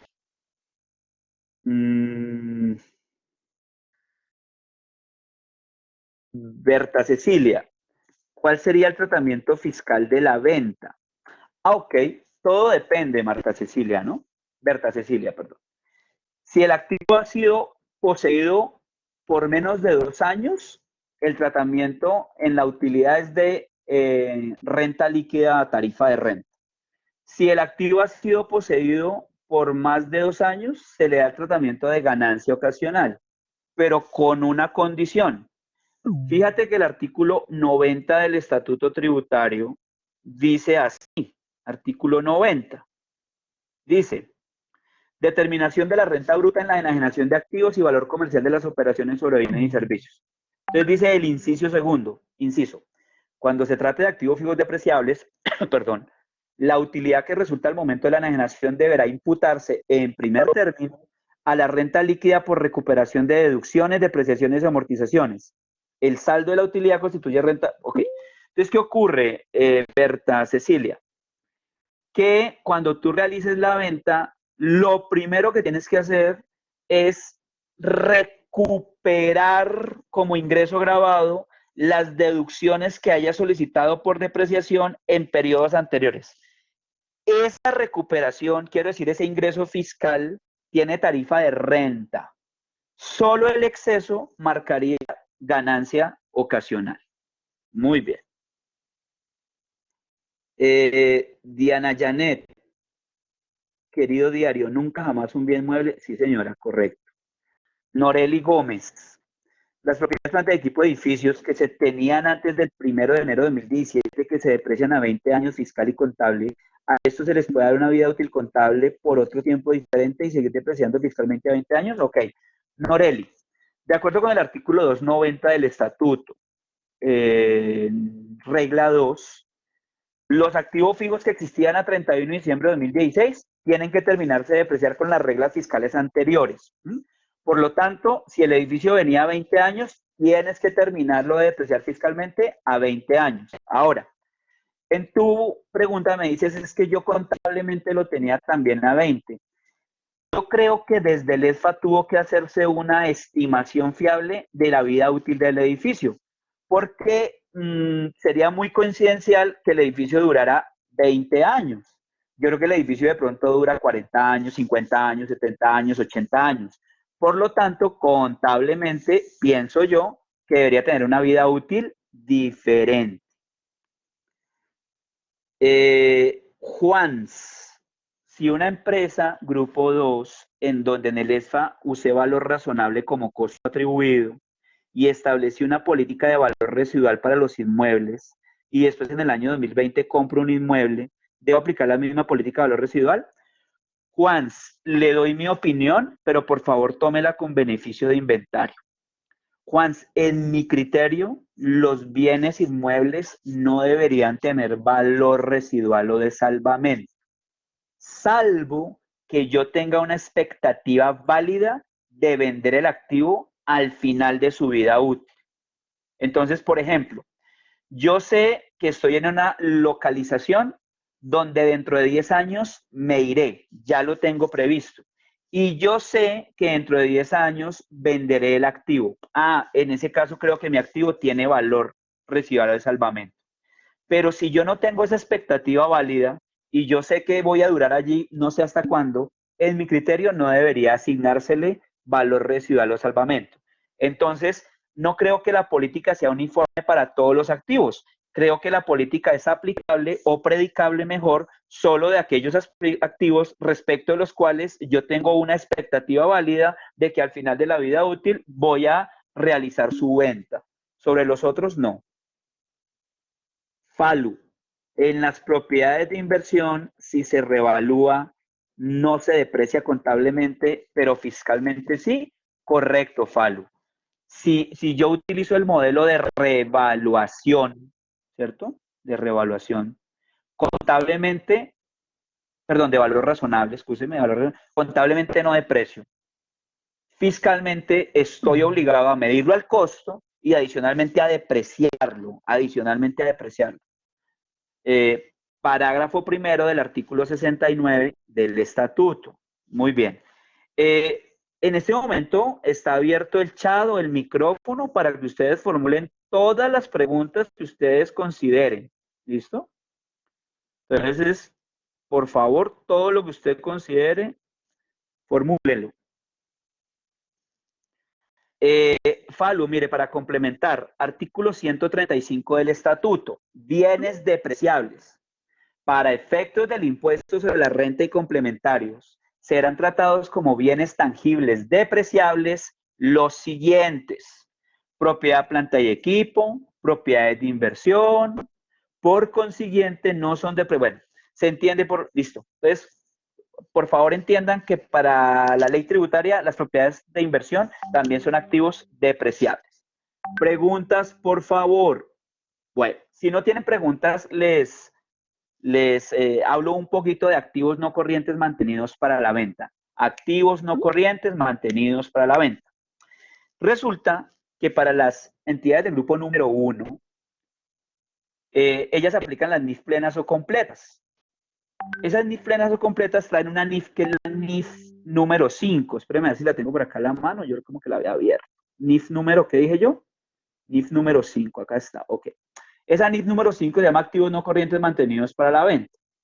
Lo explico de una manera un poco más sencilla. Imagínense que yo tenía una oficina, una bodega, un local, no lo sé, donde yo funcionaba. ¿Mm? Luego yo a ese activo le llamaba propiedad, planta y equipo, porque lo usaba. Yo, por la situación que ustedes quieran, no lo voy a usar más. No quiero entregárselo en arriendo a nadie. Yo realmente lo que quiero es venderlo, pero yo no me dedico habitualmente a vender inmuebles. Porque si me dedicara habitualmente a vender inmuebles, pues eso sería un inventario. No, no, no. Para mí era una propiedad, planta de equipo. Lo que pasa es que yo no quiero usarla más. Entonces, las NIF plenas, plantillas del grupo número 1, me dan la alternativa que yo clasifique ese activo como no corriente mantenido para la venta. A partir del momento en que yo lo reclasifico, suspendo la depreciación contable. No deprecio contablemente el activo. Tengo un año calendario para llevar a cabo la venta y en ese año no lo deprecio. Si pasado el año no llevé a cabo la venta y las causas de la no venta no son imputables a mí, mire, yo tenía vendido ese activo, lo vendido y llegó el coronavirus. Y entonces ya no lo puedo vender. Pero quiero seguir, o sea, mi intención es venderlo. Entonces la norma me dice, listo, como pasó un año y usted no lo vendió, pero las causas no son imputables a usted, tranquilo, manténgalo allí, hágale prueba de deterioro, es lo único que le pido. Ahora, si usted no lo logró vender dentro del año siguiente, se pasó el año y no lo vendió, y las causas sí son imputables a usted, negligencia, no llevó a cabo la gestión de venta, lo que usted quiera, me hace un favor, lo devuelve a propiedad, planta de equipo y deprecie el año que usted no había depreciado. Todo eso es el mundo contable, con una aclaración. Esta categoría que se llama activos no corrientes mantenidos para venta no está disponible para entidades del grupo número 2. Los activos no corrientes mantenidos para la venta solo la pueden utilizar las entidades del grupo número 1. Bueno, hay un concepto del Consejo Técnico de la Contaduría. Déjenme, yo lo busco acá. Mire todos los conceptos que yo le guardé para que usted en sus horas de insomnio los lea. Van a quedar en las memorias. El concepto 194 del 2014. En este concepto, el Consejo Técnico de la Contaduría le dice que para las entidades del grupo número 2 no es posible utilizar esa categoría porque en la NIF para pymes se prohíbe. Conclusión, los únicos que van a tener activos no corrientes mantenidos para la venta son las entidades del grupo número 1. ¿Qué pasa con las del 2? Tendrán que tratar de los activos como propiedad, planta y equipo. Ahora bien, fiscalmente existe el artículo 69 raya 1, donde dice determinación del costo fiscal de los activos no corrientes mantenidos para venta. Para efectos del impuesto de renta y complementarios, el costo fiscal de los activos no corrientes mantenidos para venta corresponderá al mismo costo fiscal remanente del activo antes de su reclasificación. Es decir, yo el activo lo tenía en otra categoría contable y lo reclasifico al mantenido para la venta. Así, el costo fiscal será la sumatoria de 1, el precio de adquisición; 2, costos directos atribuibles a la medición inicial; 3, cualquier deducción que haya sido realizada para efectos del impuesto de renta complementario. Es decir, ¿qué hago con ese activo fiscalmente? Era propiedad, planta de equipo, tenía un costo fiscal, tenía una depreciación fiscal. Busco el neto de esos valores y ese valor remanente es el que reclasifico a no corriente mantenido para la venta. No se deprecia fiscalmente. Contablemente no se deprecia, fiscalmente no se deprecia. Ok, voy a las preguntas que me están haciendo acá. Uy, me colgué de preguntas. Un segundo, que aquí tengo bastante.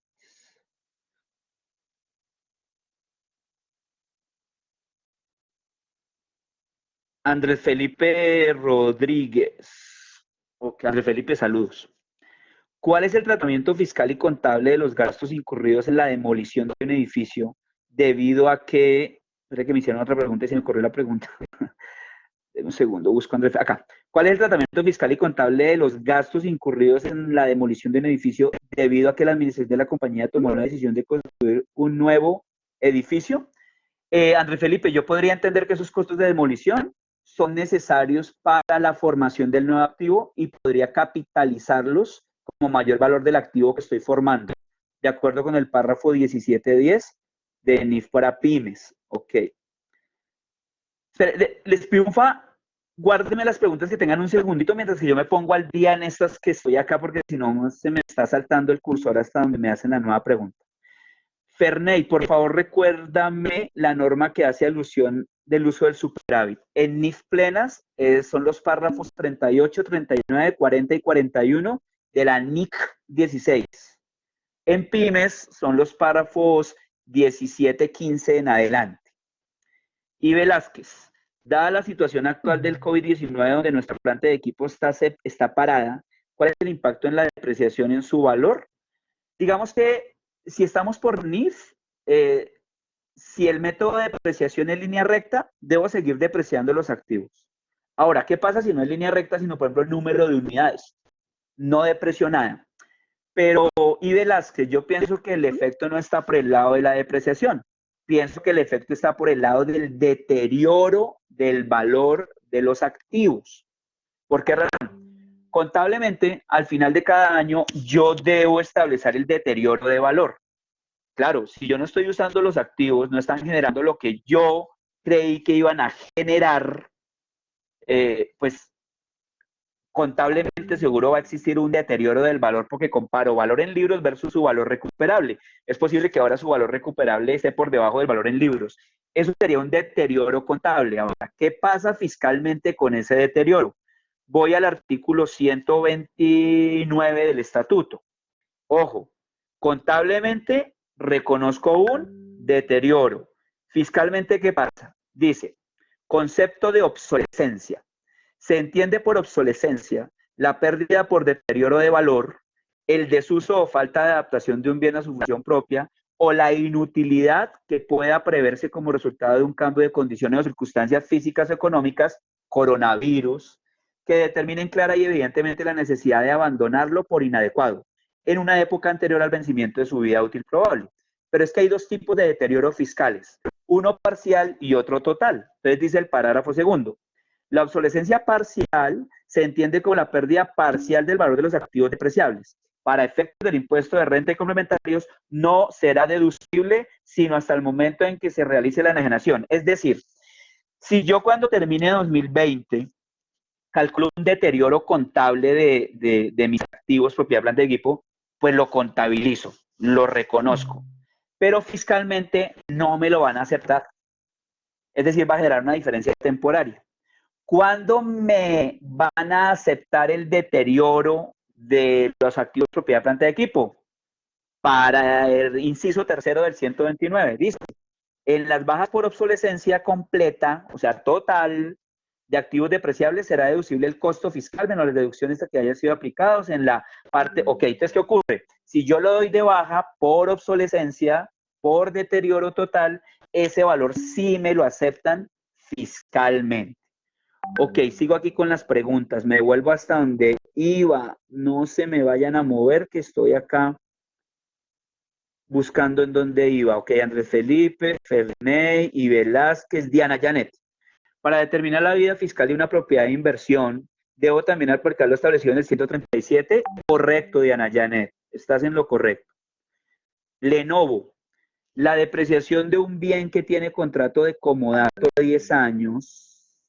Yo puedo depreciar a 20. ¿Y qué pasaría si el contrato se renovara por más tiempo? ¿Qué debo hacer?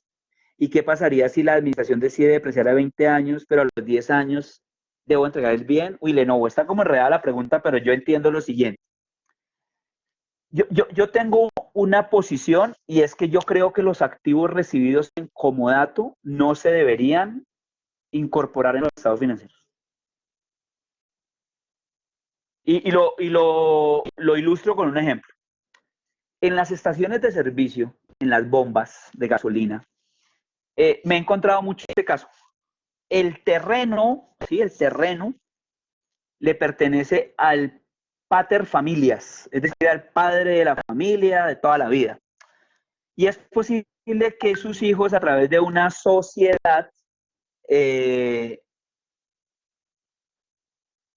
hayan decidido utilizar la estación de servicio y hayan comprado el canopy y los surtidores y todo, hayan instalado el tanque pero el terreno es del papá. Resulta que el papá firma un contrato de comodato con la sociedad de sus hijos para entregarles en comodato el terreno. Vamos a suponer que el terreno vale 2.000 millones de pesos. Imagínense si yo acepto la idea que debo incorporar el terreno en mi contabilidad, imagínense lo que pasa, que le toca al papá dar de baja en sus estados financieros 2.000 millones y generar un menor valor patrimonial, es decir, una pérdida contable de 2.000 millones. Y a la sociedad de los hijos les toca incorporar un activo por 2.000 millones. Yo creo que eso en ninguna de las dos puntas refleja la realidad financiera. Por eso Lenovo le quiero pedir un favor, deme su nombre, por favor. ¿Listo? Entonces, no creo que esos activos deban ser reconocidos contablemente. Yo creo que sí merecen una revelación. Ahora, vamos a suponer que en otra circunstancia diferente, el activo dura 10 años, pero usted lo quiere depreciar a 20. Yo pienso que no sería factible, porque la vida útil tendría que ser en ese caso la menor entre la vida útil y el valor del activo. A ver, pongo este ejemplo. Resulta que contablemente las mejoras en propiedad ajena se contabilizan como propiedad, planta y equipo. Pongo un ejemplo. Yo tomo en arrendamiento un local por 10 años. Ojo, el local no es mío, es un arrendamiento. Y yo le hago unas adecuaciones, unas mejoras, porque va a durar, yo vaya a estar allá 10 años. Supongamos que le invertí 100 millones de pesos. Entonces, puse un mezanine, cableado estructurado, cambié la imagen, bueno, 100 millones de pesos. Ok.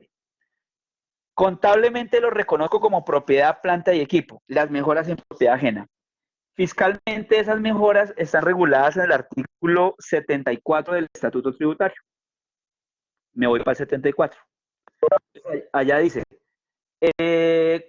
costo de los activos fijos intangibles, 1, 2, 3, 4. Activos intangibles originados en la mejora de bienes sujetos de arrendamiento operativo. Les pido un favor, no suspendan un segundo las preguntitas mientras que yo me pongo al día, porque si no me voy a enloquecer acá. Son aquellos activos intangibles originados en las mejoras a los bienes sujetos de arrendamiento operativo. El costo fiscal de esos activos corresponde a los costos devengados en el año. ¿Qué ocurre? Vamos a suponer que la mejora que yo hice dura 20 años, la vida útil dura 20 años, pues el contrato de arrendamiento solo está por 10 años. Pues no lo puedo depreciar a 20, que es la vida útil. Tengo que depreciarlo al plazo del contrato, que son 10 años. No lo podré depreciar en el ejemplo a los 20, ¿listo? Lenovo, no se le olvide, porfa, de escribirme su nombre. Ok. Juans, otra pregunta. ¿Los componentes de inmuebles qué vida útil fiscal deben tener?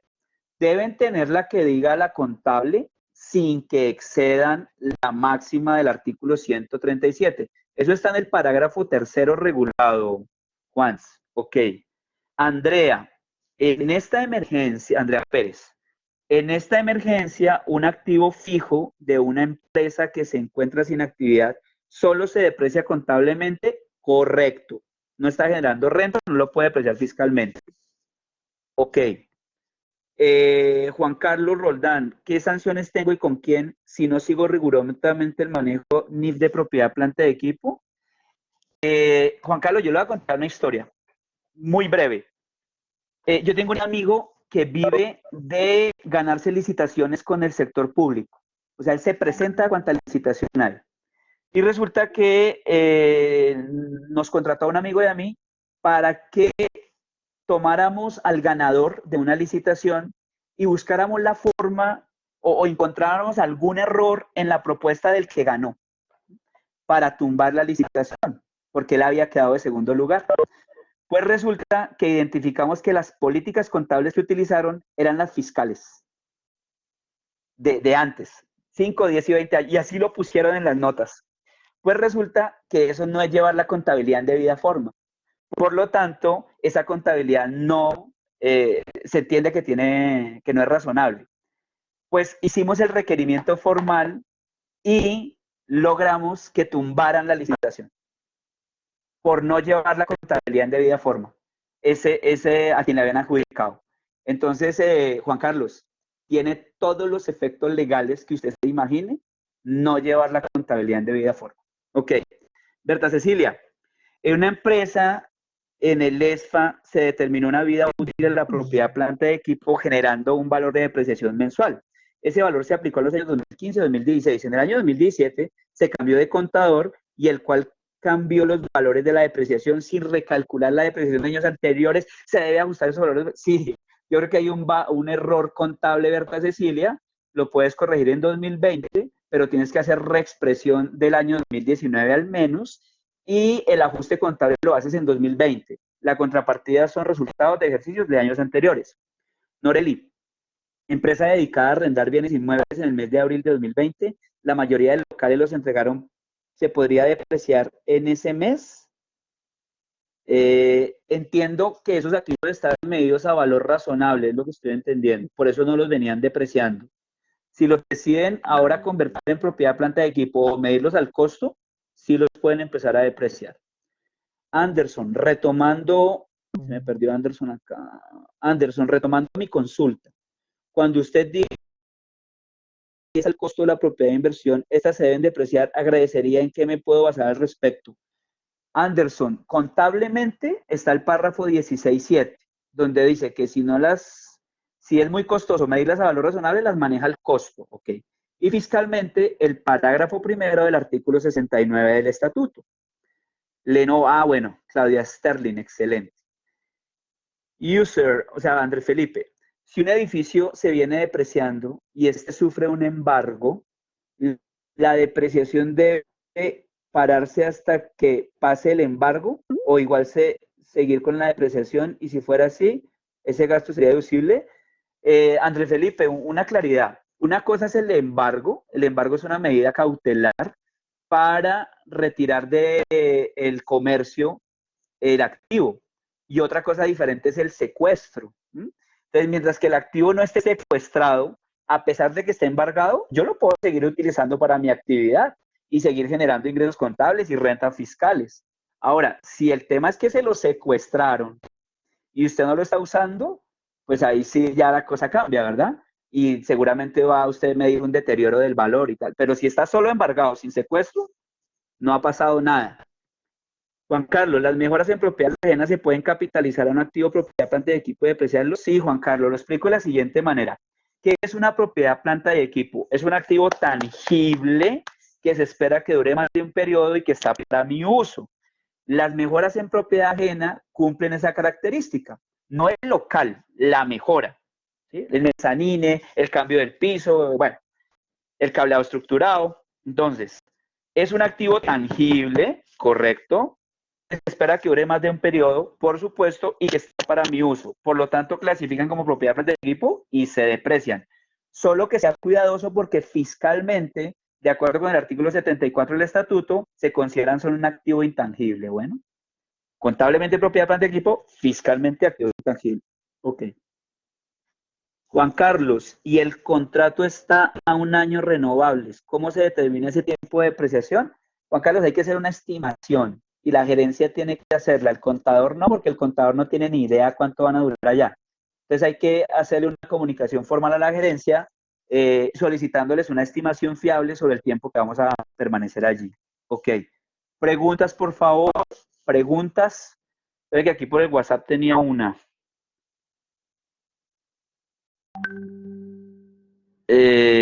Ok. Luisiana, Estefanía. ¿Qué efecto tiene el hecho de que yo haga reajuste del artículo 70 ya que contablemente nada y sé que fiscalmente aumenta el valor de los activos? Pero ¿cuál sería lo más conveniente? Luisiana Estefanía, no, eso es casuístico, depende de cada entidad en particular. Es decir, yo cuando hago reajustes fiscales del artículo 70 del estatuto o incluso utilizo el avalúo catastral del activo, cuando estoy haciendo planeación tributaria y tengo la expectativa que en un futuro cercano o lejano venderé el activo. Porque cuando yo lo venda, fiscalmente voy a tener mayor costo fiscal. Entonces voy a generar o menos renta líquida o menos ganancia ocasional. Ahora, si yo no tengo la expectativa de enajenar ese activo hacia adelante, pues de pronto no es tan interesante reajustar fiscalmente el activo, porque imagínense, me marca más renta presuntiva, a pesar de que ya se está marchitando, me marca más impuesto al patrimonio, si fuera sujeto pasivo de ese impuesto. Ok, Berta Cecilia, una propiedad de inversión que se adquirió por leasing, ¿sí?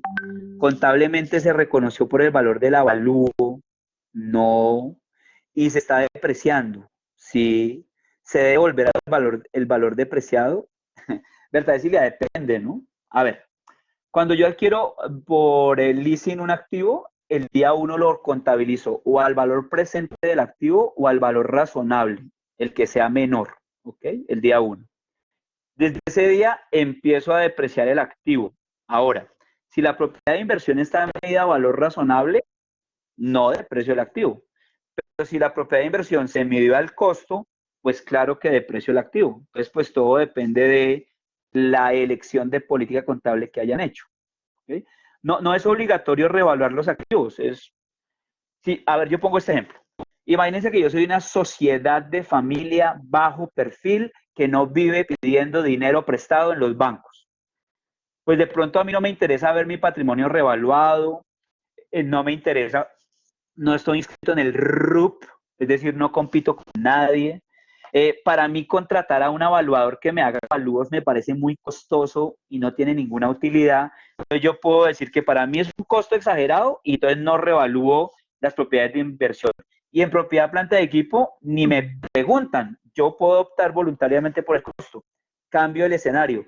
Soy una entidad que vive detrás de los bancos pidiendo dinero prestado, que compite en el RUP con otros para ganarme licitaciones, luego mis indicadores financieros deben estar robustos.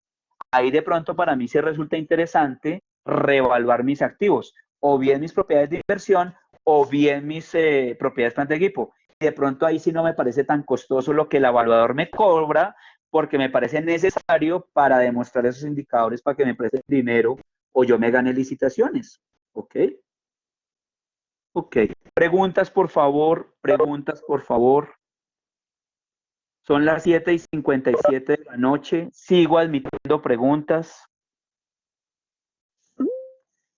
Diana Janet, si hago una mejora en activo ajeno y el contrato inicialmente es a 10 años, pero posteriormente el contrato se amplía en tiempo, ¿qué pasaría con la depreciación tanto contable como fiscal?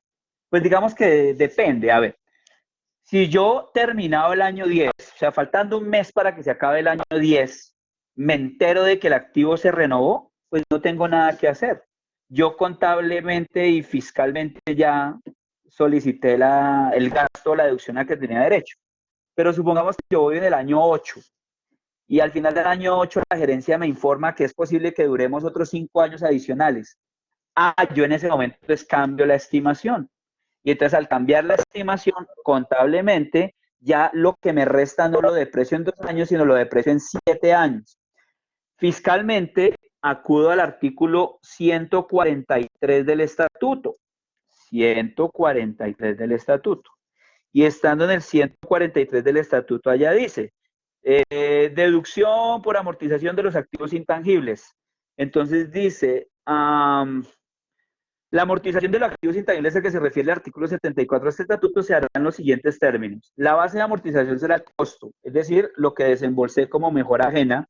Dos, el método para la amortización de intangibles será determinado en conformidad con la técnica contable, o sea, en mi ejemplo 10 años o el tuyo, siempre y cuando la alícuota anual no sea superior al 20% del costo fiscal. Es decir, lo que no me van a dejar es deducir fiscalmente en los mejoras en propiedad ajena en menos de 5 años. Eso es lo que no me van a permitir. ¿Listo? Ok. Falu. Hay interpretaciones que dicen que las propiedades planta de equipo cuando se hace revalúo no se deben depreciar. Porque igual cuando se hace este revalúo se devuelve la depreciación que se lleva hasta el momento. Falu, no encuentro la base normativa de esas interpretaciones que usted conoce. Porque la norma es supremamente claro. Es decir, yo cuando revalúo, una opción que tengo es eliminar la depreciación acumulada. Listo, la elimino.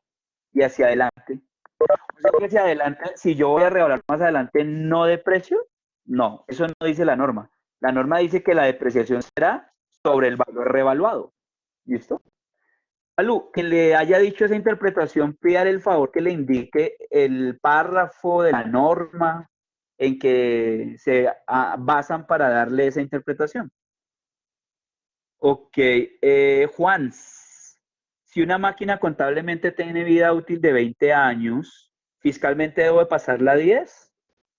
Esto no superaría la tasa del 10. Juan, ojo con esto.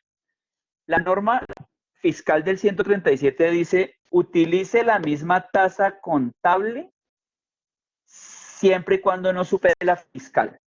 Es decir, que en su ejemplo la tasa contable es de 5%, es lo que estoy entendiendo. Como 5% no supera 10, tendrá que depreciar contable y fiscalmente la máquina a 20 años, de acuerdo con el 137. Ferney, con NIF 16 debo reconocer el derecho de uso. Pasado varios años, se conoce que durante más años, ¿qué debo hacer?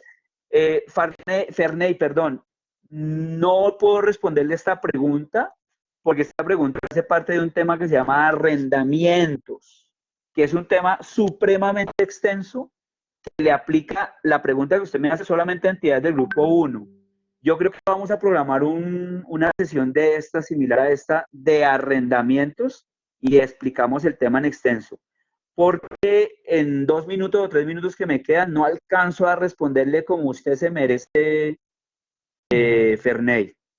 Juan Carlos, excelente conferencia. Sugiero que una de estas sea cargos diferidos capitalizables e impuestos diferidos. Muchas gracias. Jenny, en las propiedades plantas de equipo de edificios se tiene un valor. Escuchen un segundo, vamos a hacer una cosa. Como son las 8:02 de la noche, vamos a despedirnos formalmente. Yo me voy a quedar 10 minuticos más, pero es porque algunas personas ya estaban programadas. Entonces, para despedirnos formalmente, pero yo me quedo otros 10 minuticos, quiero pedirles un favor importante. Me arrodillo en pepas de mamoncillo. Todos los miércoles, durante 5 miércoles, vamos a tener esta misma dinámica de 6 a 8, cada miércoles un tema diferente. Dentro de 8 días vamos a trabajar instrumentos financieros, incluidas las cuentas por cobrar.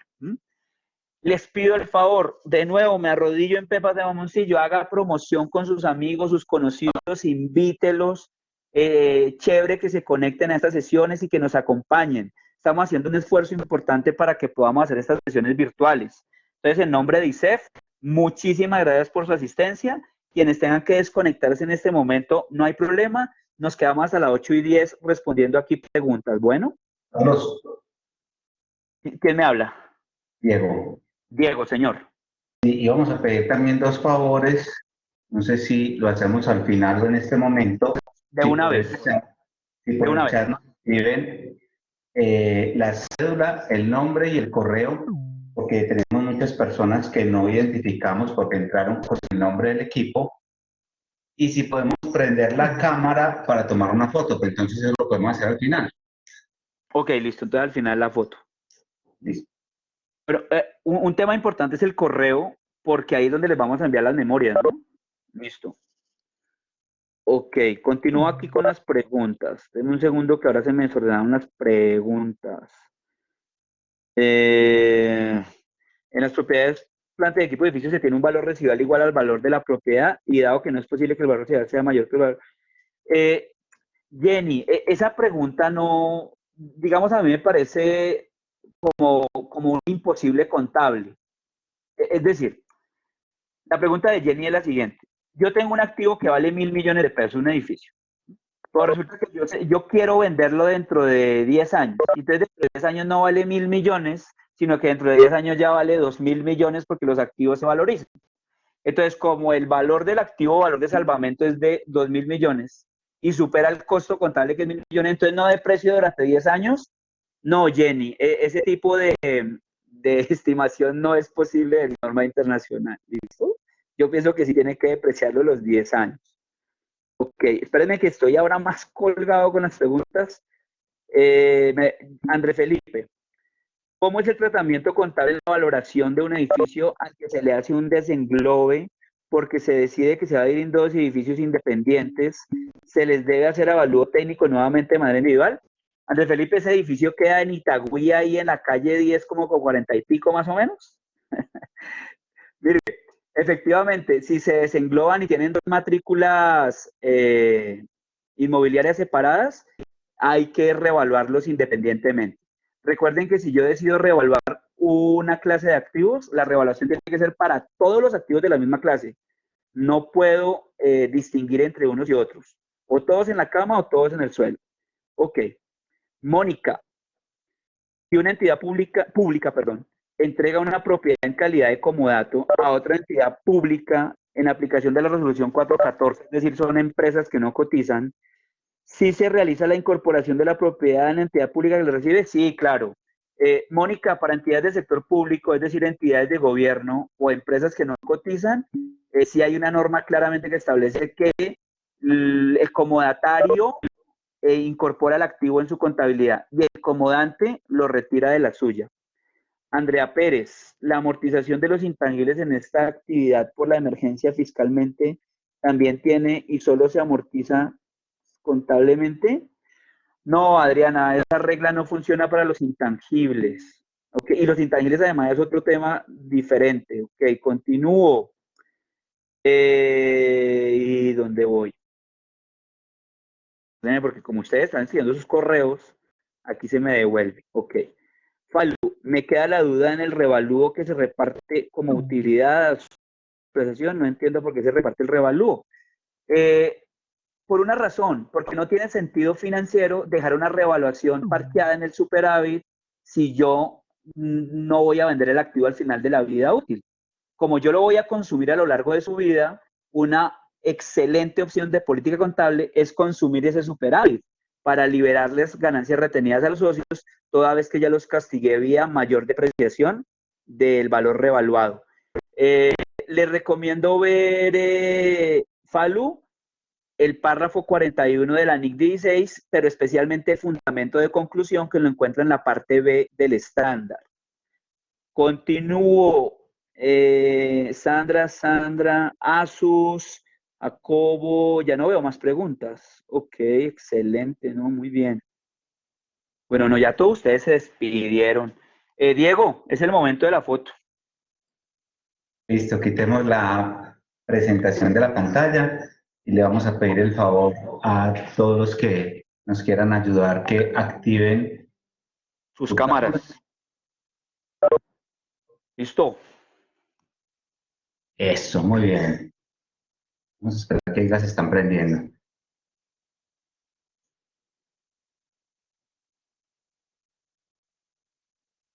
No se dejan ver. Los señores que no prenden la cámara es porque la señora los motiló, les cortó el pelo y entonces no quieren dejar de ver cómo quedaron. Muchas gracias, Carlos, por la presentación, muy buena. Ah, excelente. Bien, esperemos que se suban otro poquito. Ah, qué hombre, ¿qué más? ¿Estás desde Cali? Sí, desde Cali. Sí, muy bien todo. Ah, bueno.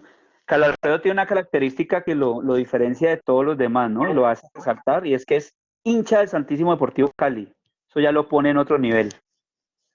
Ese es otro nivel. Claro. Deportivo Cali. Yo no. Ah, Yo es Juan. con este. No, mira ahí, el mío es este. Anda ahí como hincha del Cali. Ah, bueno, muy bien. Bueno, vamos a... Eres de los nuestros. Por ahí hay otro, Anderson. Anderson también es hincha del Cali y ahí está. No, con el Cali Dora, no, por Dios santísimo. Carlos sabe que es muy del verde, pero acá en Medellín. Ah, bueno. Bueno, la foto. cámara. Diego. 1, 2. Pues ya, no, el escudo. Claro que sí. Listo. Muchas gracias a todos y que descansen. Bueno, les voy a dejar aquí un mensaje al final. Gracias.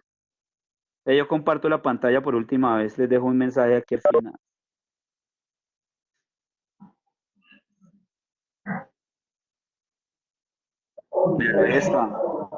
Si les parece, vamos a crear un grupo de WhatsApp para que estemos por ahí conectados, los que vamos a estar en todos los 5 eventos. Este que es hincha del Cali, entonces. Ah, está buenísima. Bueno, feliz noche, que estén muy bien, que Dios los bendiga. Se cuidan, por favor. Gracias igualmente. Hasta luego, muy formales. Gracias. Dura. Vamos a crear el grupo de WhatsApp. Quien no esté interesado en el grupo de WhatsApp, entonces nos lo hace saber a través de correo. Muchísimas gracias y feliz noche. Nos vemos dentro de 8 días. Muchas gracias igualmente. Feliz noche. Hasta luego. Gracias, Dora, hasta luego. Hasta luego. Dora, muchas gracias. Ya, Carlos, muy amable, muchas gracias. Chao. Listo. Hola, Juan David. Sobre el estimado.